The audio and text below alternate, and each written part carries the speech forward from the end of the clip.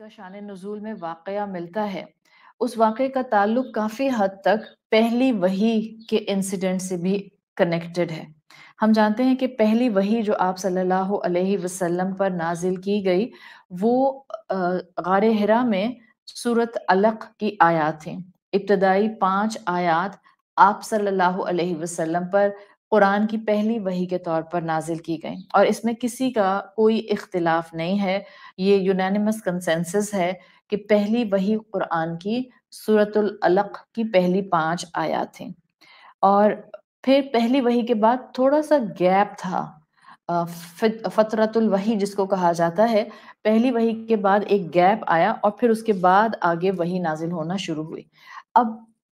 پہلی سورت جو پہلی وحی تھی سورۃ علق کی 5 آیات تھی، یہ تو سب سکولرز مانتے ہیں۔ اس کے علاوہ کیونکہ الحمدللہ آپ ان ڈیپتھ اسٹڈی کر رہے ہیں تو کل کو آپ کسی اور ٹیچر کو سنتے ہیں یا آپ کوئی خود تفسیر کی کتاب اٹھا کر پڑھتے ہیں تو آپ کو کنفیوژن نہ ہو کہ آپ کو جو ہے شاید خدا نہ خواستہ مکمل بات نہیں بتائی گئی یا ٹھیک بات نہیں بتائی گئی۔ اس لیے میں آپ کے سامنے تینوں آراء رکھ رہی ہوں کہ جو اسکالرز دیتے ہیں کہ سورۃ العلق کے بعد امیجیٹ 3-4 صورتوں کی سیکوینس نازل ہونے کی کیا تھی۔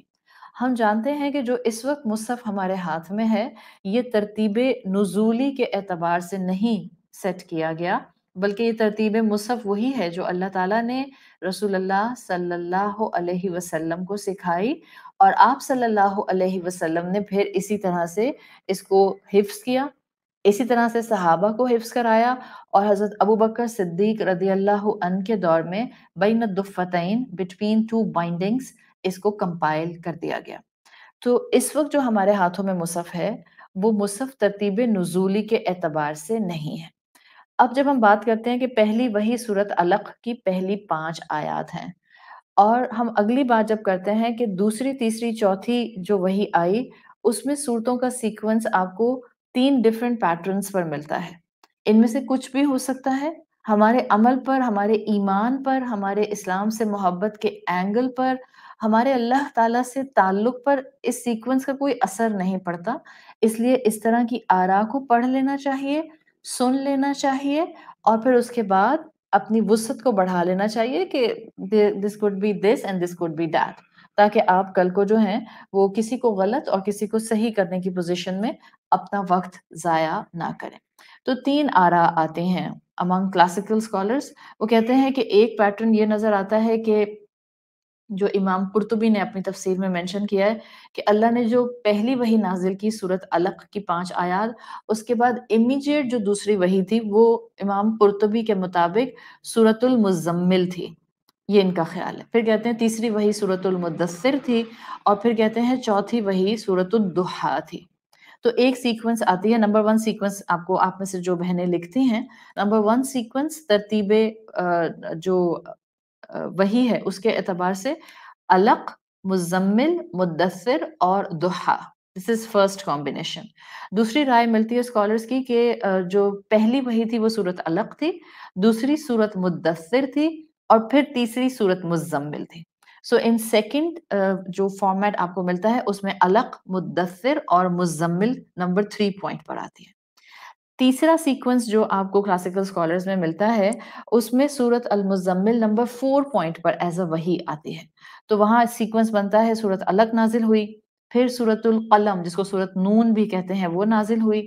پھر سورۃ مدثر، اور پھر سورۃ مزمل۔ تو بہرحال یا تو ریویلیشن میں یہ دوسری وحی اس کمبینیشن سیکوینس کے اعتبار سے پتہ چلتی ہے کہ یا تو یہ دوسری وحی تھی، یا پتہ چلتا ہے کہ یہ تیسری وحی تھی، یا پتہ چلتا ہے کہ یہ چوتھی وحی تھی۔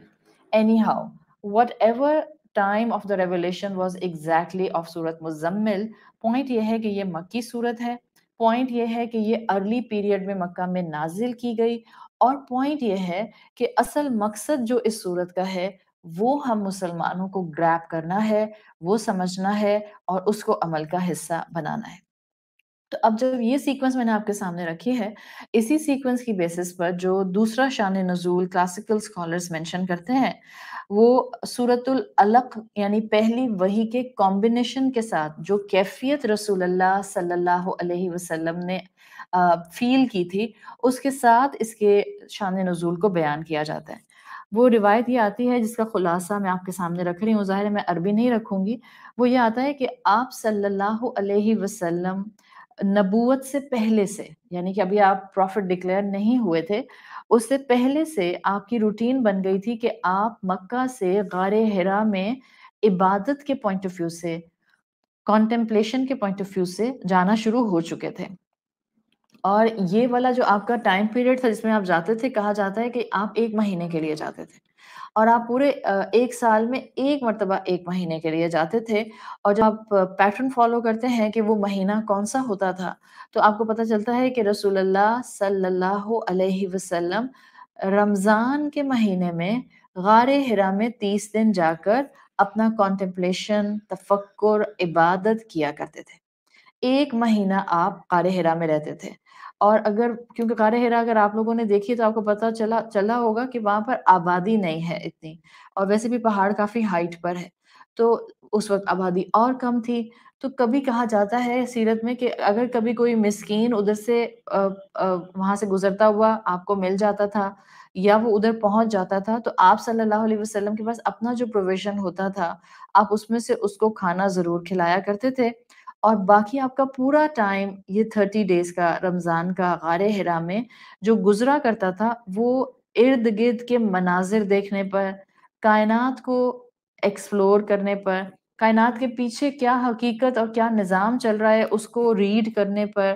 تفکر اور تدبر پر، عبادت پر گزرا کرتا تھا۔ اس لیے کہ بہرحال آپ جس معاشرے کا حصہ تھے، قریش اس وقت اٹ واز ڈنجن آف شرک، وہ گڑھ تھا شرک کا، اس لیے کہ وہاں پر کانسٹنٹلی بتوں کی پوجا ہوا کرتی تھی۔ ایون ود ان خانہ کعبہ ان قریش کے مختلف لیڈرز نے، مختلف قبائل نے لا کر 360 بت رکھے ہوئے تھے، اور قریش اس کے کسٹوڈین تھے، قریش ان کے بتوں کی حفاظت کرتے تھے۔ تو آپ صلی اللہ علیہ وسلم کا اپنی پیور نیچر ہونے کے باوجود مکہ میں اس شرک کے ماحول کے درمیان میں رہنا،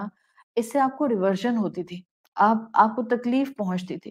اسی تکلیف کو دور کرنے کے لیے، نیوٹرلائز کرنے کے لیے آپ صلی اللہ علیہ وسلم غار حرا چلے جایا کرتے تھے، تاکہ آپ وہاں پر تھوڑا کانٹمپلیشن کریں اور آپ اپنا وقت اللہ کی عبادت میں اسپیسیفکلی گزاریں۔ اب اللہ تعالیٰ نے جو رسول اللہ صلی اللہ علیہ وسلم کو رسالت کا ایک ذمہ داری یا ایک باب تھمایا ہاتھ میں، یہ اس وقت تھمایا آپ کو جب آپ 3 لگاتار سال 3 consecutive years آپ نے رمضان غار حرا میں عبادت اور کانٹمپلیشن میں گزارے تھے۔ تو 3 سال آپ کی روٹین رہی کہ اللہ تعالیٰ نے آپ کو کانٹمپلیشن کے لیے یہ وقت تنہائی کا دے دیا۔ اس سے آپ کو اسکالرز ایک پوائنٹ بتاتے ہوئے ملتے ہیں، وہ کہتے ہیں کہ جب اللہ تعالیٰ کسی انسان کو اچھائی کی طرف یا نیکی کی طرف یا اللہ اپنے صراط مستقیم کی طرف لانا چاہ رہا ہوتا ہے، تو اس سے پہلے کچھ ایونٹس ایسے ہوتے ہیں جو کہ ایک ٹون سیٹ کر رہے ہوتے ہیں۔ آپ بھی اپنی زندگی کو اگر اسٹڈی کریں گی تو آپ کو اندازہ ہوگا کہ اللہ تعالیٰ آپ کو اگر الحمدللہ اس وقت دین کے راستے پر لے آئے ہیں،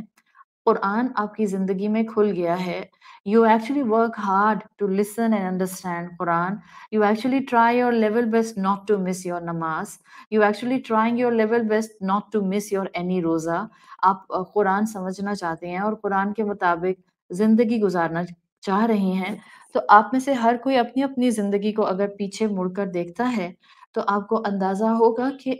یہ اوور نائٹ نہیں ہوا تھا کہ آپ سوئی تھی تو آپ بالکل دنیا میں انوالوڈ انسان تھی، اور آپ جب صبح اٹھی تو آپ نے اپنے شیلف میں قرآن ڈھونڈا اور آپ جو ہیں وہ اپنا بیگ پکڑ کے سیدھے مدرسے پہنچ گئے۔ کچھ ایونٹس، کچھ ٹون سیٹ کی جاتی ہے، یہ اللہ رب العزت کی ایک سنت ہے کہ انسان کو اپنے طرف لانے کے لیے اللہ پیچھے کچھ ایسے واقعات، حالات اور پیرامیٹرز ڈیولپ کر دیتے ہیں کہ انسان کا فلو خود بخود اس کتاب کی طرف، اس راستے کی طرف، اپنے رب کی محبت کی طرف ہونا شروع ہو جاتا ہے. This is the same flow you are observing within the سیرہ of رسول اللہ صلی اللہ علیہ وسلم. 3 کنزیکٹو سال، رمضان کا مہینہ، پورا 30 دن آپ نے غار حرا میں گزارے،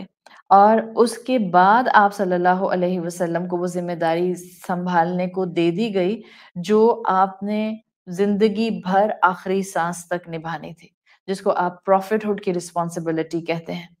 اور یہ جو آپ نے 3 سال اپنے تنہائی میں گزار کر اپنے رب کے معاملات پر فوکس رکھتے ہوئے، غور و فکر کرتے ہوئے، تدبر کر کے آپ نے یہ جو اسٹرینتھ گین کی تھی، اس اسٹرینتھ نے آپ کو الحمدللہ اس ذمہ داری کو اٹھانے کے قابل بنا دیا. تو ایک واقعہ جو آتا ہے وہ آپ کو سیرت ابن اسحاق میں بھی ملتا ہے، اور یہی واقعہ جو آپ پر پہلی وحی کا ہوا، اس شان نزول کا امپیکٹ سورت مزمل کے دوسرے شان نزول کے ساتھ اسٹرانگلی کنیکٹڈ ہے. آپ صلی اللہ علیہ وسلم نے یہ جو واقعہ خود ڈیفائن کیا ہے، یہ آپ کو مل جاتا ہے عبید کے واسطے سے، یا آپ کہہ سکتے ہیں کہ نیریٹڈ بائی عبید رضی اللہ عنہ، اور انہوں نے بتایا کہ اللہ کے رسول نے خود ڈسکرائب کیا اس کیفیت کو جب پہلی مرتبہ آپ پر وحی آئی. کہتے ہیں مفہوم آتا ہے حدیث کا کہ جبرائیل میرے پاس آئے اور میں اس وقت سو رہا تھا. ان کے ساتھ ایک سلک، سارٹ آف سلک جو عرب استعمال کیا کرتے تھے، دیبا او سلک کا نام، ٹائٹل آپ نے اکثر سنا ہوگا تفاسیر میں، ایک سارٹ آف سلک کا کپڑا تھا. آپ صلی اللہ علیہ وسلم کہتے ہیں کہ میں نے وہ جبرائیل کے ہاتھ میں دیکھا اور اس میں کچھ لکھا ہوا تھا. Now we are well aware, آپ صلی اللہ علیہ وسلم امی تھے، آپ نے کسی دنیا کی درسگاہ سے علم حاصل نہیں کیا تھا. You are not able to read and write. تو آپ صلی اللہ علیہ وسلم صرف یہ پہچان سکتے تھے کہ some thing is written, but what is written وہ آپ کو نہیں سمجھ آتا تھا. تو آپ نے کہا کہ جب جبرائیل آئے اور ان کے ہاتھ میں نے سلک کا کپڑا دیکھا جس پر کچھ لکھا ہوا تھا، انہوں نے مجھ سے کہا کہ پڑھو. میں نے کہا انا بقاری، میں نہیں پڑھ سکتا ہوں، میں پڑھ نہیں سکتا بیکاز آئی ایم امی. انہوں نے مجھے دونوں ہاتھوں سے دبایا جیسے آپ کسی کو ہگ کرتے ہیں، اور مجھے آپ صلی اللہ علیہ وسلم نے کہا کہ مجھے گمان ہوا جیسے کہ اس دبانے سے مجھے موت آ جائے گی. دبایا جبرائیل نے اور پھر مجھے چھوڑ دیا، ریلیز کر دیا، ہگ یعنی ٹائٹ ہگ کیا اور پھر ریلیز کر دیا، اور پھر کہا پڑھو اقرا. آپ صلی اللہ علیہ وسلم کہتے ہیں میں نے پھر کہا انا بقاری، ما انا بقاری، میں پڑھ نہیں سکتا ہوں، مجھے نہیں پڑھنا آتا ہے. رسول اللہ صلی اللہ علیہ وسلم کہتے ہیں کہ انہوں نے دوبارہ مجھے بہت ٹائٹ ہگ کیا اور مجھے گمان ہوا کہ بس اب مجھے موت آ جائے گی، لیکن انہوں نے پھر مجھے چھوڑ دیا اور کہا کہ اقرا، پڑھیے. آپ صلی اللہ علیہ وسلم کہتے ہیں کہ اب جب میں نے تیسری مرتبہ اس حق کے بعد جبرائیل علیہ السلام سے کہا کہ میں پڑھا ہوا نہیں ہوں، اس پر انہوں نے پھر الفاظ آگے ریپیٹ کرنا شروع کیے اقرا سے آگے. انہوں نے کہا اقرا بسم ربک الذی خلق، خلق الانسان من علق، اقرا وربک الاکرم الذی علم بالقلم، علم الانسان ما لم یعلم. یعنی آپ صلی اللہ علیہ وسلم نے بتایا کہ انہوں نے سورت علق کی یہ 5 آیات اس طرح سے تلاوت کی، اور پھر مجھے محسوس ہوا کہ جیسے کہ یہ آیات میرے دل پر نقش ہو گئی ہیں. اب یہ ایک سنopsis میں نے آپ کے سامنے رکھا ہے، ورنہ اس سے ڈیٹیل واقعہ بھی آپ کو ملتا ہے سیرت کی کتابوں میں. لیکن جو پوائنٹ اس سے آپ کو سورت مزمل سے کنیکٹ کرنا ہے، آپ صلی اللہ علیہ وسلم بتاتے ہیں اپنی زبان مبارک سے کہ اس کیفیت کے بعد آپ بہت خوف کی حالت میں ایک فیئر فیکٹر کے ساتھ غار حرا سے نکلے. کہتے ہیں کہ یہاں تک کہ جب میں، کیونکہ پہاڑ کی بلندی پر غار حرا ہے، تو آپ صلی اللہ علیہ وسلم نے کہا کہ جب میں پہاڑ سے نیچے اتر رہا تھا اور میں ابھی نیچے تک ویلی تک نہیں پہنچا تھا، تو ایک آواز آئی، ایک آواز سنائی دی، اے محمد آپ اللہ کے رسول ہیں اور میں جبرائیل ہوں. رسول اللہ صلی اللہ علیہ وسلم کہتے ہیں گھبرائے ہوئے تو آلریڈی تھے. کہتے ہیں کہ جب یہ آواز، اب ان کو پتا تھا ویرانہ ہے اور یہاں کوئی بھی نہیں ہوتا ہے، اور جب ان کو ایک آواز آئی، and we can well imagine کہ وہ آواز کسی انسان کی آواز کی طرح کی آواز نہیں ہوگی، اس لیے کہ وہ آواز فرشتے کی آواز تھی، اور فرشتوں میں بھی جو فرشتوں کے سردار ہیں ان کی آواز تھی. رسول اللہ صلی اللہ علیہ وسلم کہتے ہیں میں نے سر اٹھایا تو دیکھا کہ جبرائیل ایک اپنے پورے 70,000 پروں کے ساتھ. This 70,000 is not the literal 70,000. This is a figurative speech in Arabic language that when number is uncountable تو پھر unlimited number کے اوپر عرب ایسے بولا کرتے تھے 70,000 کا نمبر, 70 کا نمبر. So یہ 70 کا نمبر, 70,000 کا number, this is a figurative speech in Arabic language جو عرب یوز کرتے تھے. تو آپ صلی اللہ علیہ وسلم نے کہا کہ میں نے جیسے ہی سر اٹھا کر دیکھا تو پورے ہورائزن پر, آسمان کے افق پر جبرائیل پھیلے ہوئے تھے, یعنی کہ ان کے پر جو تھے وہ سٹریچ تھے. آپ کہتے ہیں, آپ صلی اللہ علیہ وسلم کہتے ہیں, ایک لمحے کے لیے ایسے لگا جیسے میرے پاؤں اپنی جگہ پر فریز ہو گئے ہیں, نہ میرا قدم آگے بڑھتا تھا اور نہ میرا قدم پیچھے آتا تھا, اور میں افق سے اپنی نگاہیں ہٹا نہیں پا رہا تھا, اس لیے کہ مجھے ہر طرف, میں دائیں دیکھتا تھا یا بائیں دیکھتا تھا, مجھے صرف اور صرف جبرائیل نظر آتے تھے. رسول اللہ صلی اللہ علیہ وسلم کہتے ہیں, میں خوف کی حالت میں غار حرا سے نکلا تھا, اور خوف کی حالت میں نے یہ آواز سنی, خوف کے ساتھ میں نے آسمان کی طرف دیکھا, اور خوف کے ساتھ جو ہے میں وہیں کھڑے کا کھڑا رہ گیا. ادھر نریشنز میں آتا ہے سیرت ابن اسحاق میں کہ حضرت ختیجہ نے بعض لوگوں کو آپ صلی اللہ علیہ وسلم کی تلاش میں بھیجا, اور وہ لوگ آپ کو تلاش کرتے ہوئے مکہ کے کچھ علاقوں تک آئے, لیکن وہ آپ صلی اللہ علیہ وسلم تک پہنچ نہیں سکے. ادھر رسول اللہ شدید خوف کی کیفیت میں تھے, آپ سے موو نہیں کیا جا رہا تھا, یہاں تک کہ جبرائیل افق پر سے ہٹ گئے, غائب ہو گئے. آپ صلی اللہ علیہ وسلم کہتے ہیں کہ میں سیدھا اپنے گھر حضرت ختیجہ رضی اللہ عنہا کے پاس پہنچا, اور ان کے پاس آ کر قریب آ کر بیٹھ گیا. جب ظاہر ہے ایک مزاج شناس بیوی جو ہوتی ہے, بالکل جیسے ایک مزاج شناس شوہر جو ہوتا ہے, ہم جب بھی بات کرتے ہیں مزاج شناس بیوی کی, وی شوڈ ناٹ forget کہ اسلام یہاں پر مزاج شناس شوہر کی بات بھی کر رہا ہوتا ہے. اگر حضرت ختیجہ رضی اللہ عنہا بہت مزاج شناس تھیں, تو رسول اللہ صلی اللہ علیہ وسلم نے بھی محبت کرنے کی کوئی کمی چھوڑی نہیں تھی. آپ کے انتقال کے بعد بھی آپ صلی اللہ علیہ وسلم آپ کی فرینڈز کے گھر عید کے عید گوشت بھجوایا کرتے تھے, تحفے بھجوایا کرتے تھے, ایکنالج کیا کرتے تھے اپنی بیوی کی فرینڈز کو. That was the beauty of رسول اللہ صلی اللہ علیہ وسلم in the capacity of the role of a husband. تو جہاں ہم حضرت ختیجہ کی بہت سی برائٹ کوالٹیز دیکھتے ہیں, وہاں ہمیں یہ نظر آتا ہے کہ ایک انسان کی برائٹ کوالٹیز اکثر و بیشتر کسی دوسرے انسان کی برائٹ کوالٹیز سے ریفلیکٹ ہو کر ڈیولپ ہو رہی ہوتی ہیں. اور ہسبینڈ وائف کے اندر آپ کو یہ فینومینا بہت کامن نظر آتا ہے کہ ایک کی خصوصیات دوسرے میں ریفلیکٹ ہونا شروع ہو جاتی ہیں. ظاہری بات ہے وہ دوسرا اگر اللہ کے ساتھ کنیکٹڈ ہوگا, اگر وہ اپنے دل کے لحاظ سے ٹرانسپیرنٹ ہوگا, اگر وہ کیفیت قلب اور سوچ کے حساب سے سنسیئر ہوگا, تو پھر آٹومیٹیکلی اچھائی کو ریفلیکٹ کرنے والا بن جائے گا. ورنہ اگر دنیا میں غرق انسان ہوگا, اپنی انا میں ڈوبا ہوا انسان ہوگا, تو اس کے سامنے ایک بہترین رول ماڈل بھی آپ لا کر اسپاؤس کی شکل میں کھڑا کر دیں, وہ کبھی اس کی اچھی کوالٹی کو اپنے اندر نہیں لا سکے گا. سو حضرت ختیجہ مزاج شناس خاتون تھیں, مزاج شناس بیوی تھیں. آپ صلی اللہ علیہ وسلم کی کیفیت دیکھ کر پہچان گئیں. آپ کے جو اپنے ہوتے ہیں, آپ کو ان کو بہت الیبوریٹ کر کے اپنی کیفیت بعض اوقات نہیں بتانی ہوتی. They can see the situation and they can feel the situation just be in your surrounding. وہ آپ کو دیکھ کر اندازہ کر کے آپ کی کیفیت بتا سکتے ہیں. تو جب آپ صلی اللہ علیہ وسلم حضرت ختیجہ رضی اللہ عنہا کے قریب آ کر بیٹھے, حضرت ختیجہ نے فرمایا, مفہوم آتا ہے, اے ابو القاسم آپ کہاں تھے؟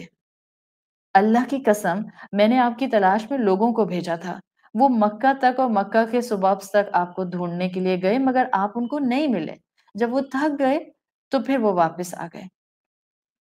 حضرت ختیجہ نے جیسے ہی اپنی بات مکمل کی, رسول اللہ صلی اللہ علیہ وسلم نے حضرت ختیجہ سے کہا, مفہوم آتا ہے, ختیجہ میں نے جو کچھ دیکھا تھا وہ میں آپ کے سامنے بیان کر دیتا ہوں. اور حضرت ختیجہ کے سامنے پھر وہ پوری کیفیت کہ آپ کا غار حرا میں ہونا, جبرائیل کا آنا, وہ سلک کلوتھ آپ کا دیکھنا, اس کے اوپر کچھ تحریر لکھے ہوئے ہونا, پھر جبرائیل کا آپ کو ٹائٹ ہگ 3 مرتبہ کرنا اور آپ سے کہنا اقرا, اور پھر الٹیمیٹلی وہ الفاظ آپ نے جبرائیل کے پیچھے دہرائے جو جبرائیل لے کر آئے تھے, خوف کی کیفیت میں آپ کا غار ہرا سے اترنا، خوف کی کیفیت میں افق پر پورے کے پورے ہورائزن پر جبرائیل کو ایکسپیرینس کرنا، آپ نے ساری کیفیت ایز اٹ از اپنی زوجہ کو جن سے آپ شدید محبت کرتے تھے، جو آپ کی ایک طرح سے ایک کمفرٹ زون تھی آپ کا، آپ نے وہ پوری کیفیت اپنی بیوی کے سامنے رکھ دی۔ بیوی الحمدللہ محبت کرنے والی تھی نا، یہ نہیں کہ اگر شوہر اپنی پریشانی سامنے رکھ رہا ہے اور وہ اپنے کسی اس وقت کمزوری کا ویکنس کا اظہار کر رہا ہے تو بیوی جو ہے وہ فوراً ناک چڑھا کے اور ماتھے پر چار بل ڈال کر بولے آپ تو نا بہت جلدی پریشان ہو جاتے ہیں، فلاں کو دیکھا ہے آپ نے، فلاں کے ہسبینڈ کو دیکھا ہے آپ نے کہ وہ کتنے جو ہیں اسٹرانگ ہیڈڈ ہیں۔ اکثر و بیشتر یہ پیٹرن بیویوں کا ہوتا ہے۔ آپ کو اور مجھے رسول اللہ صلی اللہ علیہ وسلم کے گھرانے سے ہر دن کچھ سیکھنے کا مل جاتا ہے۔ آپ صلی اللہ علیہ وسلم کی زوجہ نے جب اپنے شوہر کی پریشانی کو سنا، چہرہ دیکھ چکی تھیں، آبزرو کر چکی تھیں، ان کو محبت کے ساتھ کمفرٹ دیتے ہوئے حضرت خدیجہ رضی اللہ عنہا نے فرمایا، اے میرے چچا کے بیٹے، آپ کا آپس میں ریلیشن شپ بھی تھا تو کہا کہ بشارت قبول کیجئے، یعنی you should accept the glad tidings اور بی اسٹیڈ فاسٹ۔ مزاج تناش ہونے کے ساتھ ساتھ سمجھدار بیوی بھی تھیں، فار سائٹڈ بھی تھیں، علم والی بھی تھیں۔ آپ جانتے ہیں کہ ورقہ بن نوفل کے پاس آپ صلی اللہ علیہ وسلم کو لے جا چکی تھیں بیکاز آپ کو کچھ خواب ایسے آتے تھے جس میں آپ کے خواب بالکل سچ ثابت ہوتے تھے۔ سو if you will keep whole scenario in your mind, جو کچھ سیرت کے واقعات ہیں، حضرت خدیجہ رضی اللہ عنہا بہترین علم والی، بہترین سینسیبل، میچور، کانفیڈنس کے ساتھ زندگی گزارنے والی مزاج شناس بیوی تھیں۔ آپ کو اپنے بیٹوں کے لیے بیٹیاں تلاش کرنی ہیں، آپ کرائٹیریا سیٹ کرتے ہیں، دس از دی کرائٹیریا۔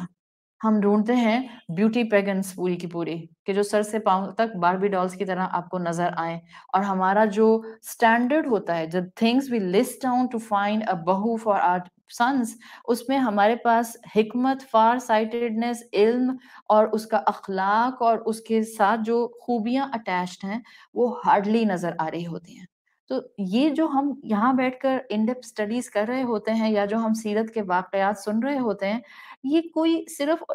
اسپرچل اسٹیمولیشن کے لیے ہم نہیں کر رہے ہوتے ہیں، انٹلیکچوئل اسٹیمولیشن کے لیے نہیں کر رہے ہوتے ہیں کہ بس ہمیں تھوڑی دیر کا اسپرچل ہائی مل جائے اور ہم واہ واہ سبحان اللہ کیا بات ہے، بس یہ کہہ کر کتاب بند کریں، لیپ ٹاپ بند کریں، فون بند کریں اور پھر واپس بیک ٹو اسکوائر ون زندگی میں غرق ہو جائیں۔ اس مقصد کے لیے نہیں ہوتی یہ کلاسز۔ ان کلاسز کے ایک ایک جملے کو اپنی شخصیت کا حصہ بنانے کے لیے، اس محنت کو اڈاپٹ کرنے کے لیے جو محنت پیچھے مسلمان صحابہ کرام اور رسول اللہ صلی اللہ علیہ وسلم کر کے گئے ہیں، ان کو تھامنے کے لیے یہ اتنی محنت اور اتنا زیادہ آپ اپنا وقت لگا رہی ہوتی ہیں۔ تو حضرت خدیجہ کا صرف اور صرف اس وقت آپ صلی اللہ علیہ وسلم کو کاؤنسل کرنا، مورل سپورٹ دینا، ان کی پریشانی کو دور کرنے کے لیے جو کچھ کر سکتی تھی الفاظ کے ساتھ ہی وہ کرنا۔ اب بعض اوقات آپ کسی انسان کی پریشانی کو دور نہیں کر سکتے ہیں، وہ کسی فائنینشیل پرابلم میں ہے، وہ کسی اپنے گھر کی پرابلم میں ہے، وہ اپنے کسی سائیکولوجیکل پرابلم میں ہے، and you are not able to help that person کسی بھی فارم میں۔ آپ کی محبت کے دو جملے اس انسان کو ایسی ہمت دلا سکتے ہیں کہ شاید اس کے حالات تو وہی رہیں گے، لیکن اس کے اندر جو ہمت پمپ ہو جائے گی وہ ایک نئے طریقے سے زندگی کے پرسپیکٹیو کو ایکسپیرینس کر سکے گا۔ یہی کام حضرت خدیجہ رضی اللہ عنہا نے کہا اور کیا، کہا کہ آپ کے لیے گلیڈ ٹائڈنگ ہے، آپ ثابت قدم رہیے، اللہ کی ذات کی قسم جس کے قبضے میں خدیجہ کی جان ہے، مجھے امید ہے کہ آپ اس امت کے نبی ہوں گے۔ You can learn so many things, آگے جانے کو دل نہیں کر رہا کہ جو محبت کرنے والی بیویاں ہوتی ہیں وہ ٹوٹل انکریجمنٹ ہوتی ہیں اپنے شوہروں کے لیے، اینڈ وائس ورسا۔ جو محبت کرنے والے شوہر ہوتے ہیں وہ ٹوٹل انکریجمنٹ ہوتے ہیں اپنی بیویوں کے لیے، ایک دوسرے کے پر نہیں کاٹتے ہیں کہ وہ گرو نہ کر سکیں زندگی میں آگے، وہ کانفیڈنس بلڈ نہ کر سکیں۔ تو محبت کے ساتھ حضرت خدیجہ رضی اللہ عنہا نے اپنی طرف سے بیسٹ کیپیسٹی میں جو محبت کا اظہار کرتے ہوئے ان کو سپورٹ دے سکتی تھیں، الفاظ کی سپورٹ دی، اور ظاہری بات ہے اللہ کے رسول پر بہت شدید خوف کی کیفیت طاری تھی، تو آپ صلی اللہ علیہ وسلم اس کیفیت کے اندر بات تو خدیجہ کی سن لی، تھوڑا بہت ان کو صبر بھی یقیناً آیا ہوگا، لیکن یہ حقیقت ہے کہ جو ان کو خوف اس وقت فیئر فیکٹر ایک محسوس ہو رہا تھا، اس اس کی وجہ سے حضرت خدیجہ رضی اللہ عنہا کہتی ہیں کہ آلموسٹ آپ صلی اللہ علیہ وسلم واز شیورنگ، اور آپ صلی اللہ علیہ وسلم اس شیورنگ کے اندر ہی اپنے بستر پر جا کر لیٹ گئے، اور حضرت خدیجہ رضی اللہ عنہا سے فرمایا زملونی زملونی، مجھے چادر اڑا دیجئے، مجھے چادر اڑا دیجئے۔ خوف کے اندر انسان کی یہ کیفیت ہو جاتی ہے، انسان اپنے کمفرٹر کو لے کر، اپنے بلینکٹ کو لے کر، اپنی کوئلٹ کو لے کر، چادر کو لے کر پورا سر کور کر کے اندر چھپ جاتا ہے۔ This is one of the depiction of human nature کہ جب آپ پریشان ہوتے ہیں، جب آپ بات کرنے کی ہمت اپنے اندر گیدر نہیں کر پا رہے ہوتے، جب آپ کسی خوف کا شکار ہوتے ہیں تو آپ اس کیفیت میں آ جاتے ہیں۔ تو یہ بہرحال وہ وقت تھا جس میں کہ آپ صلی اللہ علیہ وسلم پر ایک خوف طاری ہو گیا۔ اب ہوا یہ کہ آپ صلی اللہ علیہ وسلم پر یہ خوف طاری رہا، پہلی وحی کے بعد کچھ بریک آ گیا، اتنا بریک آیا کہ اب آپ کو ایک دفعہ کے بعد دوبارہ جبرائیل نظر نہیں آئے۔ پھر اب آتا ہے وہ کنیکشن جو کہ آپ کو سورت مزمل کے شان نزول سے ملتا ہے۔ تو کیفیت یاد رکھیں، کیفیت رسول اللہ صلی اللہ علیہ وسلم، آپ شدید خوف میں تھے، یقیناً اس رات کا خوف زیادہ تھا، وقت کے ساتھ ساتھ وقت ایک بڑا ہیلر ہے، خوف کم ہونے لگ گیا لیکن خوف ختم نہیں ہوا تھا۔ تو آپ صلی اللہ علیہ وسلم کے اوپر ایک کیفیت بہرحال اس ایونٹ کی، فرسٹ ایونٹ کی اب تک امپیکٹ فل وے میں تھی، ایک سرٹن فیئر تھا۔ پھر ایک مدت گزر گئی، وحی نہیں آئی، جبرائیل نہیں آئے، یہ چیز بھی رسول اللہ کو بودر کرتی تھی کہ what was that؟ کیا وہ خواب تھا؟ کیا وہ جن تھا؟ کیا وہ آصف تھا جو دوبارہ مجھے نظر نہیں آیا؟ یہاں تک کہ ایک واقعہ آتا ہے کہ اسی کشمکش میں آپ صلی اللہ علیہ وسلم ایک مرتبہ پہاڑ پر تھے، اگین آپ اپنے غار حرا کے آس پاس کے پہاڑوں پر کہیں تھے، کہتے ہیں اچانک سے مجھے پھر جبرائیل نظر آئے، اور کہتے ہیں رسول اللہ صلی اللہ علیہ وسلم کہ جیسے ہی مجھے پورے افق پر، پورے ہورائزن پر جبرائیل نظر آئے، اگین میری وہی کیفیت ہو گئی کہ میں خوف سے کانپنے لگ گیا۔ جیسے ہی جبرائیل پر نظر پڑی، کہتے ہیں مجھ پر خوف کی کیفیت طاری ہو گئی، اور اگین میں نے یہی کیا کہ میں سیدھا گھر گیا اور میں نے خدیجہ رضی اللہ عنہا سے کہا کہ مجھے جو ہے آپ چادر اڑا دیجئے، اور اس طرح سے یہ وہ وقت تھا کہ جب جبرائیل آئے اور آپ کے گھر میں، جبکہ آپ اپنی چادر مبارک لپیٹ کر لیٹے ہوئے تھے، اس وقت آپ صلی اللہ علیہ وسلم کے اوپر سورت المزمل آپ کے حجرہ مبارک، آپ کے گھر کے اندر چادر لپیٹے ہوئے جب آپ لیٹے ہوئے تھے، آپ پر نازل کی گئی۔ سو دس از دا سیکنڈ شان نزول واقعہ جو کہ اس طرح سے آتا ہے۔ فرسٹ میں آپ دیکھ رہی ہیں دیٹ واز اے رنج آف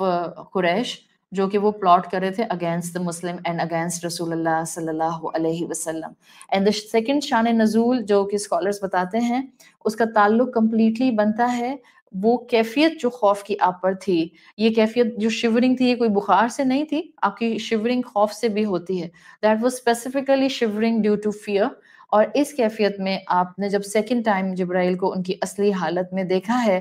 اس وقت آپ اپنے گھر آئے اور چادر لپیٹ کر خوف سے لیٹ گئے، تو جبرائیل آئے اور سورت مزمل کی 19 آیات نازل کر دی گئیں۔ بہترین آیات ہیں، آپ تلاوت سنتے ہیں قاری ابو اسامہ کی آواز میں جو میں اپنے لیکچر سے پہلے لگاتی ہوں، آپ خود تلاوت کریں، آپ تلاوت سنیں، اس سورت کے اندر اور دیگر سورتوں کی طرح ایک خوبصورت ردھم ہے۔ یہ سورت مجھے خود بہت بہت اپنے دل کے قریب لگتی ہے، خیر ہر سورت ہی دل کے قریب ہوتی ہے، لیکن یہ سورت دل کے قریب ایک وجہ سے اور بھی لگتی ہے، اس لیے کہ فرسٹ